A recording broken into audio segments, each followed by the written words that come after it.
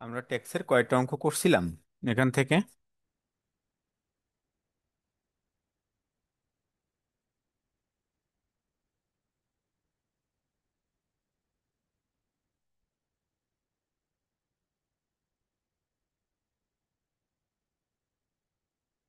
শুনতে পাচ্ছেন সকলে? সমস্যা 3 পর্যন্ত মনে হয় করা হয়েছে। সমস্যা 3।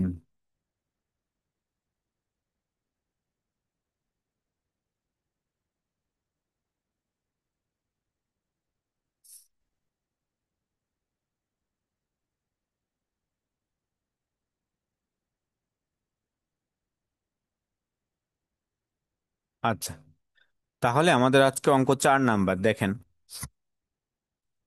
4 নাম্বার যে অঙ্কটা আছে কি বলছে? প্রথম অবস্থায় যদি বলি, একে বলা আছে, আমরা যেটা অঙ্কটা দেখতে পাচ্ছি, জনাব খায়েরের ঢাকার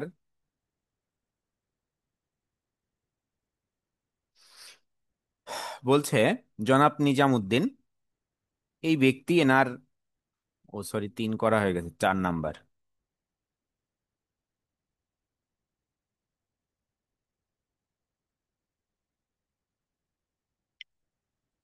হুম।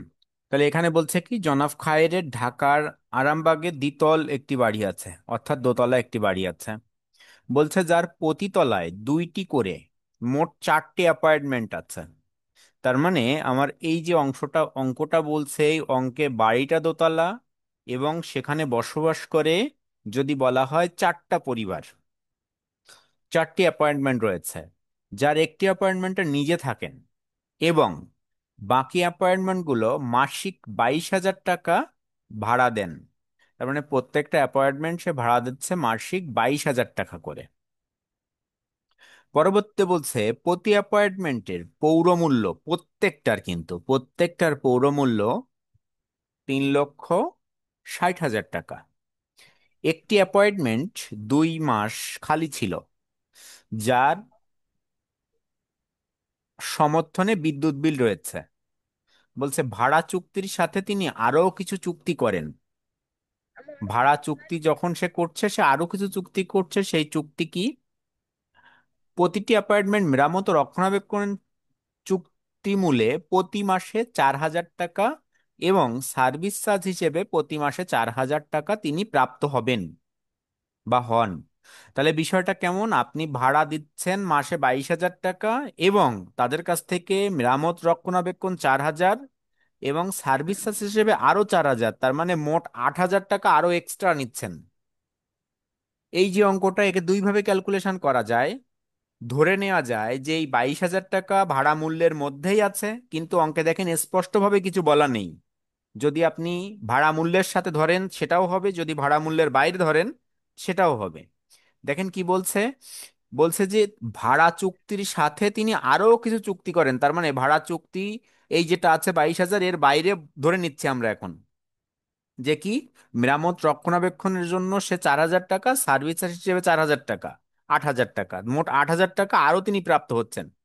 বলছে বাড়িটির জন্য তিনি নিম্নোক্ত খরচাদি করেন: মেরামত 50,000, পয়ঃনিষ্কাশন ও পানির জন্য 4,000, বিদ্যুতের জন্য 500, ভূমি উন্নয়ন করের জন্য 2,400, ভূমির খাজনা 600, পৌর কর 1,000, বীমা প্রিমিয়াম 4,000, বন্ধকি ঋণের সুদ 12,000 টাকা।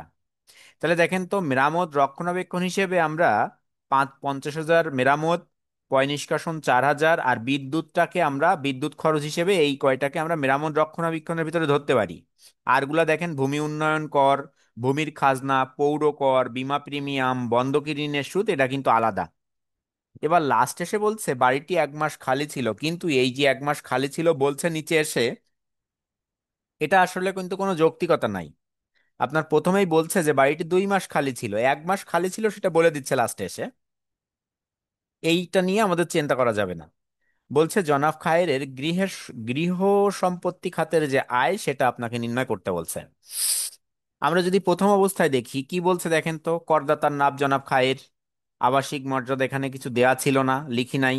ইটিআইএন বা টিন নাম্বার, আয়বর্ষ, করবৎস, কর অঞ্চল, সার্কেল, আমার কিছু উল্লেখ নাই, আমরা একটা ফরম্যাট লিখে রাখছি। ভাড়া হতে মোট আয় নির্ণয়।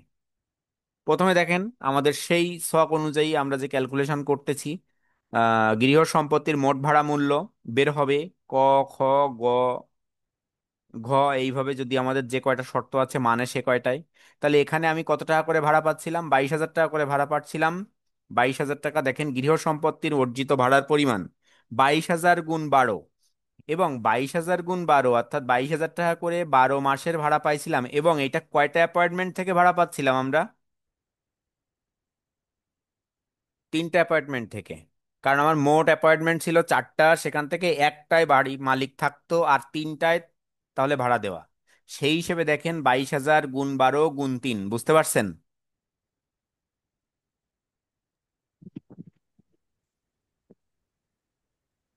দেখেন এর পরবর্তীতে তাহলে এই অংশটা ক্যালকুলেশন করে আসছে 7,92,000 টাকা। অথবা মিউনিসিপ্যালিটি মূল্য, দেখেন মিউনিসিপাল মূল্য ছিল প্রত্যেকটা অ্যাপার্টমেন্টের জন্য কত টাকা? 3,60,000 টাকা। প্রতিটার জন্য 3,60,000, আমি কয়টা ভাড়া দিছিলাম? 3টা ভাড়া দিছিলাম। তাহলে 3,60,000 × 3, 10,80,000 টাকা। তাহলে 10,80,000 টাকা আমার মিউনিসিপাল মূল্য, এবং গৃহ সম্পত্তির অর্জিত ভাড়া মূল্য 7,92,000 টাকা।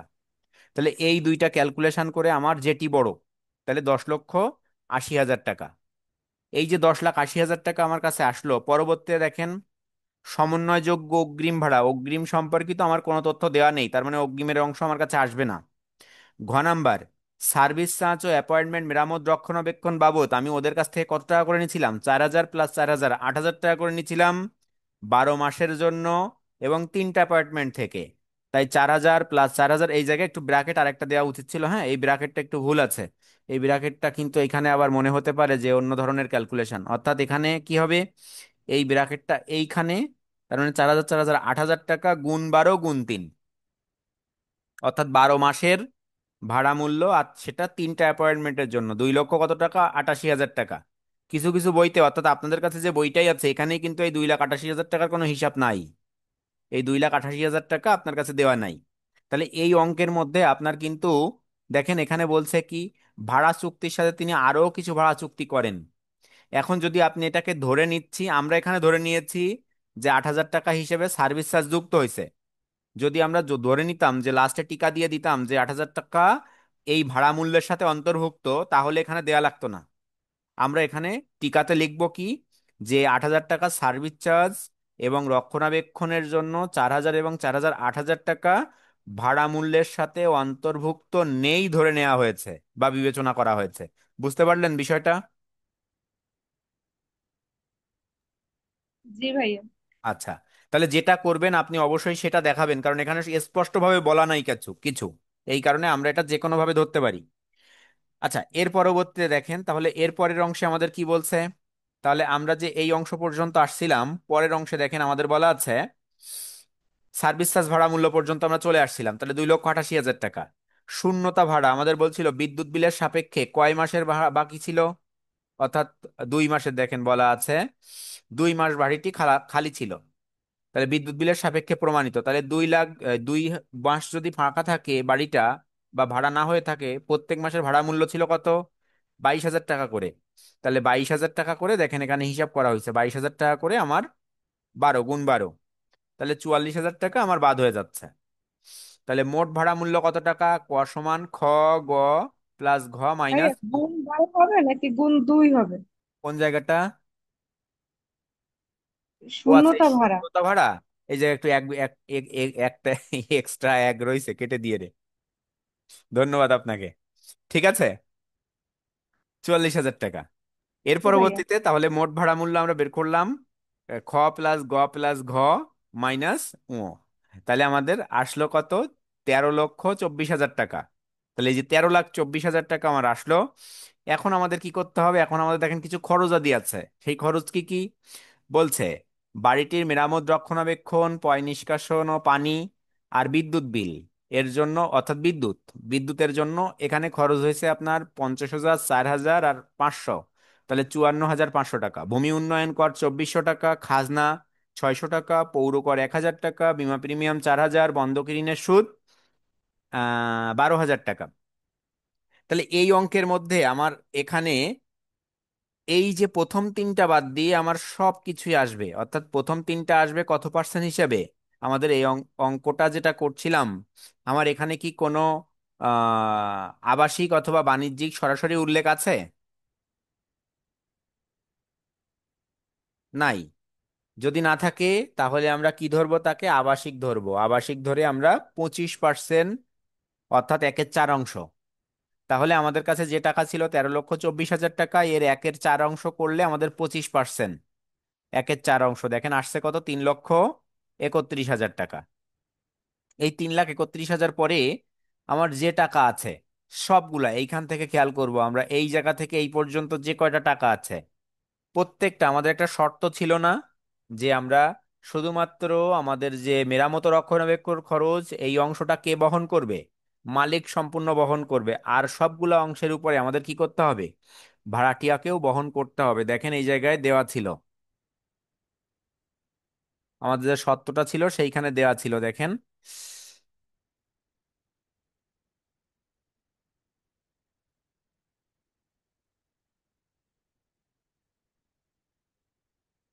এখানে বলা ছিল মেরামত রক্ষণাবেক্ষণ বলতে এই কয়টা অংশ। আচ্ছা এই বলছে কি, ভাড়ার আদায়, আইন খরচ, পয় নিষ্কাশন পানি, দারোয়ান, বিদ্যুৎ, লিফটম্যান, পাম্পম্যান, কেয়ারটেকার বা নিরাপত্তা প্রহরীর বেতন, এই কয়টা। আর আমাদের আরো একটা তথ্য দেয়া ছিল, দেখেন এই যে এইখানে বলা আছে যে তিনটি অনুপাতিক হারে বন্টন করা লাগবে না, কি কি, মেরামত রক্ষণাবেক্ষণ, শূন্যতা ভাড়া আর অনুদায়ী ভাড়া। এই তিনটার বাইরে আপনার যাই আসবে না কেন সবগুলো কি আনুপাতিক হারে বন্টিত হবে।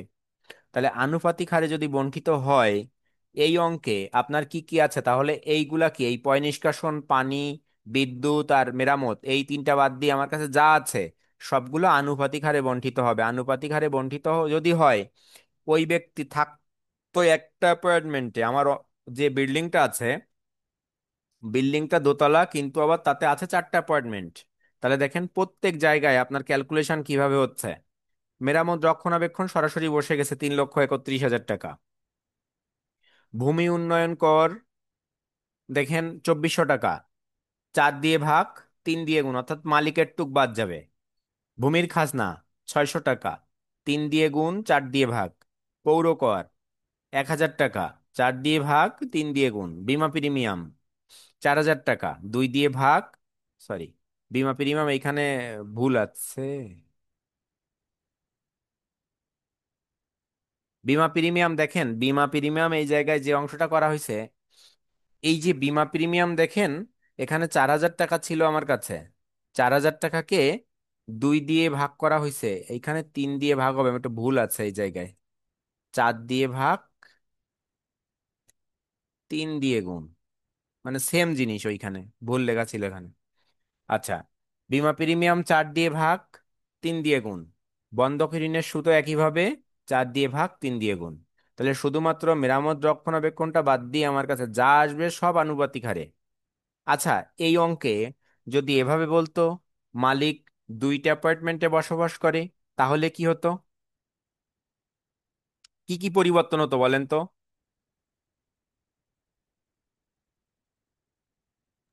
3 দিয়ে ভাগ 2 দিয়ে গুণ হতো।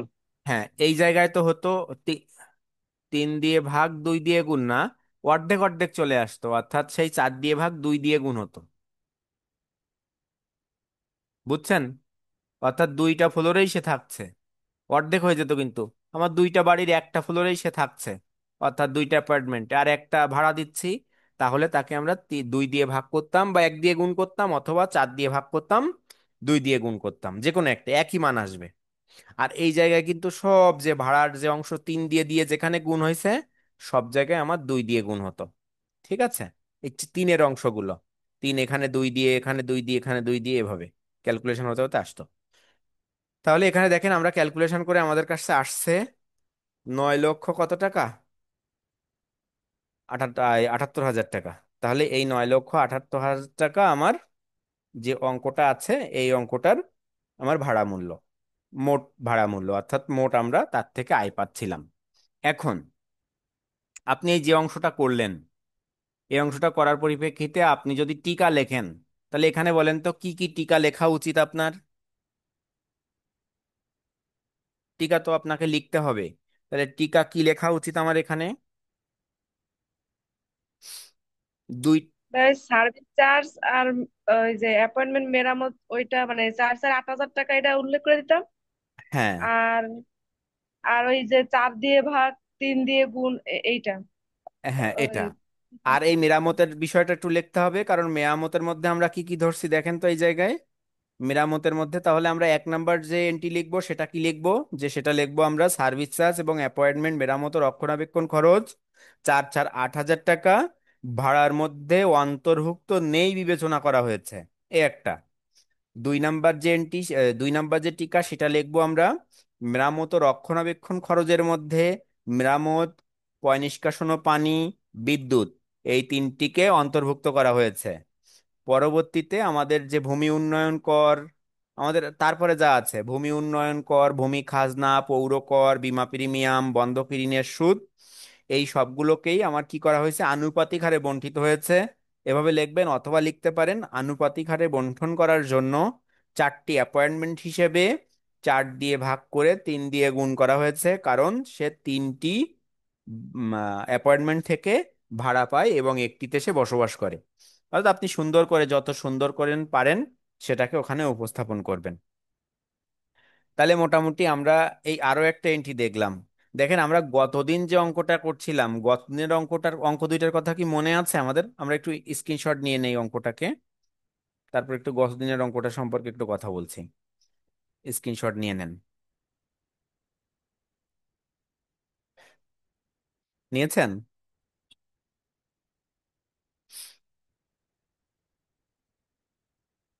আচ্ছা, এর উপরে দেখেন আমাদের অঙ্কটা আছে, অঙ্কটা নেন।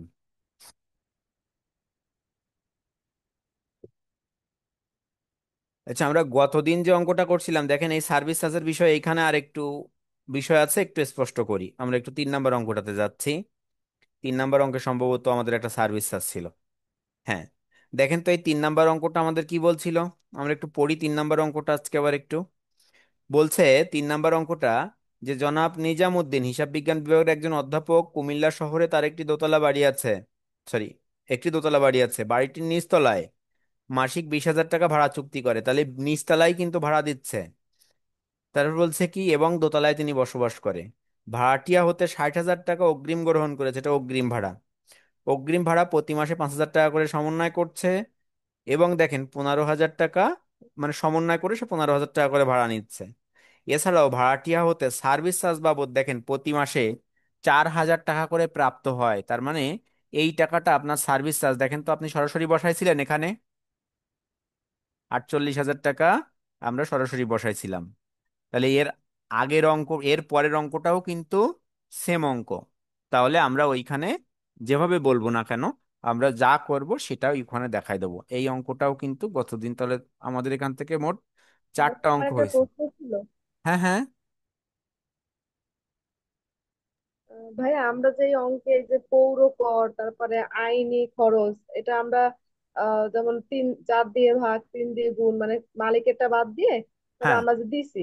হুম। তো এই পৌর কর তারপরে এই যে আইনি খরচটা আছে, বন্ধক ঋণের সুদ, এগুলো কি ভাড়াটিয়াদের দিতে হয়? এটা বিষয়টা হচ্ছে আমাদের শর্ত অনুযায়ী এইভাবে আসে, মানে ভাড়াটিয়া মানে যে ভাড়া হতে আয়ের যে শর্ত আছে সেটা এভাবে আসে, কিন্তু আসলে বাড়ি মালিক তো টাকা একটা নিয়েই নেয়। তার ভিতরে যদি চুক্তিতে যদি আপনাকে বলে যে আরো এইগুলো দিতে হবে, আরো এক্সট্রা আপনাকে দিতে হবে, যদি ভাড়াটিয়া চুক্তি করে নেয়, ওই যে বলে না, যে ধরেন আপনি একটা বাড়িতে বাড়িতে উঠলেন, ভাড়া নিতে গেলেন, সেটা বলল যে আপনি এই ভাড়া এবং এর সাথে আপনাকে পানি বিল দিতে হবে, এই দিতে হবে, এই ঝাড়ু লিফটম্যানের বেতন দিতে হবে, ধরেন আপনাকে বলল যে জেনারেটর আছে সেখানে জেনারেটরের খরচ দিতে হবে, এরকম বিভিন্ন ধরনের খরচ তারা চুক্তি করে নেয়। হ্যাঁ, কিন্তু মূলত আমাদের যে অঙ্কের হিসাব, ওই অঙ্কের হিসাব অনুযায়ী বলা হয় যে আপনি শুধুমাত্র মেরামত ও রক্ষণাবেক্ষণ খরচ বাদ দিয়ে আর যা আছে সব কিছুই আপনার বাড়িওয়ালা এবং ভাড়াটিয়া যারা আছে তাদের মধ্যে আনুপাতিক হারে বন্টন করে দেওয়ার জন্য আমাদের অঙ্কের শর্ত অনুযায়ী আছে। অঙ্ক বলতে সরকারি বিধিবিধান আছে, কিন্তু এটা আসলে বাস্তবে আমরা দেখতে পাই না। বাস্তবে আমরা এটাকে আসলে ওই একটা নির্দিষ্ট মূল্যই বাড়িওয়ালারা নিয়ে নেয়। কারণ দেখেন, আপনার এই যে খুলনা শহরে আপনি কি কোথাও, যদি কেউ আপনারা এখানে বাড়ি মালিক হয়ে থাকেন, আপনি কেউ পৌর পৌরমূল্য চিন্তা করেন আপনারা, যে পৌরমূল্য কত? না ভাইয়া। চিন্তা করেন না। এবার যদি দেখেন, যদি সাপোজ বলা হয় যে খুলনা একেবারে শহরে, এই যেমন খুলনা শহর বলতে আমরা একেবারে যে সিটি কর্পোরেশনের আশেপাশটা এইগুলোকে বুঝি, একেবারে যারা মেইন অংশে আছে, এইখানে যে ভাড়া, আসলে আমি যদি এখান থেকে একটু সাইটে চলে যাই, ধরে নেন গল্লামারি অঞ্চলে চলে যাচ্ছি, তাহলে তো আর একই ভাড়া না। তাহলে ওইখানেও আপনার পৌর মূল্য হিসেবে সরকার কিন্তু ট্যাক্স বাড়িওয়ালার কাছ থেকে নেয়, ওইখানে আপনাদের হিসাব করে দেয়া হয়। তাহলে ওই জায়গায় আসলে ওইভাবে আমরা হিসাব করি না, আমাদের বাড়ি মালিকরা এমনি আমাদের কাছ থেকে একটা নির্দিষ্ট অ্যামাউন্ট নিয়ে নেয়। ঠিক আছে? কিন্তু হিসাবটা জি এভাবে হওয়া ভাইয়া। উচিত, এভাবে হওয়া উচিত, কিন্তু এভাবে হইলে বাড়ি মালিক ভাড়া বাড়াবে, আবার এদিকেও আপনাকে দিতে হবে, বিপদে ভাড়াটিয়া পড়বে। তার থেকে যা ভালো, এমন যদি বিপদ হয় তাহলে ভাড়াটিয়াদের বিপদ হয়ে যাবে। বিপদ হয়ে যাবে। এই জন্য আমাদের এসব দেখানোর দরকার নেই ভাড়াটিয়াদের, বুঝছেন? যাই হোক, ভাড়াটিয়ারা বিপদে পড়বে, বাড়ি মালিকদের না দেখলেই ভালো এগুলা। তাহলে মোটামুটি আমরা এর পরের দিন আমরা এর পরের অঙ্ক করব। ঠিক আছে? ভালো থাকবেন আপনারা। কারো কোনো প্রশ্ন আছে আজকে এই ক্লাসের উপরে? না ভাইয়া। আচ্ছা, ঠিক আছে, ধন্যবাদ আপনাদেরকে।